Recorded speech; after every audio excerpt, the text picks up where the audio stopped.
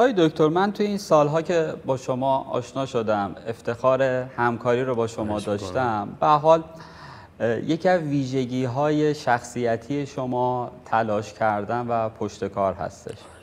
خب گاهن شاید یه سری مخاطبین ویدیوکست ما دوستانی باشن که جوان هستن. خب شما از نظر انگیزه و توانمندی از خیلی از جوانها انرژی بیشتری دارید.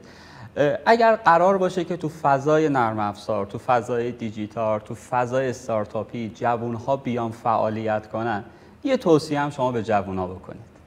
والا فقط صبر. یعنی ببینیم، من دارم میگم مشکلات خیلی زیاد هست، همه جای دنیا مشکلات زیاد هست، ولی اینجا چند برابره به خاطر ضعف تصمیم گیری، به خاطر عوامل متعددی که روی یک موضوع در حقیقت زوم میکنن و هر کسی به اصطلاح از جهت منافع خودش به اصطلاح میخواد به جهت بده به سیستم.